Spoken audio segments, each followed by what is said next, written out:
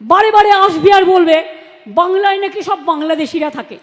আচ্ছা বলুন তো, ছোট্ট একটা প্রশ্ন, আমি এর উত্তরটা পেয়েছি বিখ্যাত পরিচালক গৌতম ঘোষের কাছ থেকে। আপনারা দেখবেন উনি এটা বলেছিলেন ফেসবুকে, টুইটে। কথাটা কি, আমরা তো তখন জন্মাইনি, আমাদের দোষ দিচ্ছে। বুঝুন অবস্থা। বলছে এখানে নাকি সব বাংলাদেশ হয়ে গেছে। কোথা থেকে হলো? 1947 সালে স্বাধীনতা আন্দোলনের পর যখন দেশ ভাগ হয়েছিল, আপনারা কি করেছিলেন?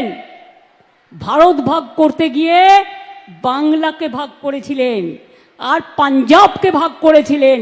তার কারণ, চলে যান আন্দামান সেলুলার জেলে, আমি রেপ্লিকা তুলে নিয়ে এসেছি আলিপুর মিউজিয়ামে।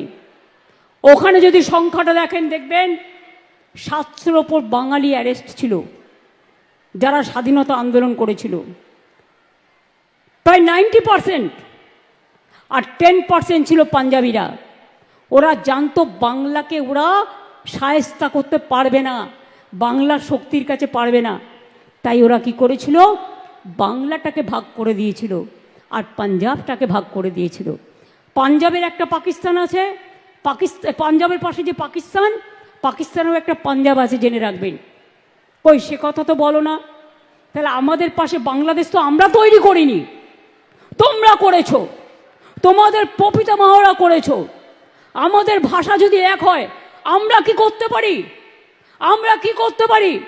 বাংলা ভাষা সারা পৃথিবীতে 5ম স্থানে আছে এবং সারা এশিয়াতে 2 নম্বর স্থানে আছে।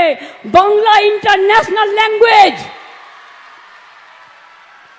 বাংলা ভাষায় কথা বললেই হোটেলে ঢুকতে দেবে না, বাংলা ভাষায় কথা বললেই কাজ করতে দেবে না, বাংলা ভাষায় কথা বললেই ছাত্রছাত্রীদের পড়তে দেবে না। বাংলা ভাষা তো বলবোই, বাংলা ভাষা, অন্যান্য ভাষাও বলবো, কেউ তো আপত্তি করেনি, সব ভাষাকে সম্মান করি। তো বাংলা ভাষা বলবো না কেন? তোমাদের মাথায় কি মগধের মরুভূমি আছে?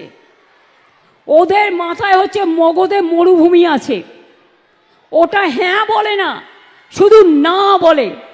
বাংলাকে সহ্যই করতে পারে না, বাংলা দেখলে তরবর করে জ্বলে। ওই বলে না, লুচির মতো ফলে, দেখলেই গা জ্বলে আর হিংসায় লুচির মতো ফলে বাংলাকে দেখলেই। আরে বাংলা ভাষায় রবীন্দ্রনাথ ঠাকুর কোন ভাষায় কথা বলেছেন? দুটো জাতীয় সঙ্গীত,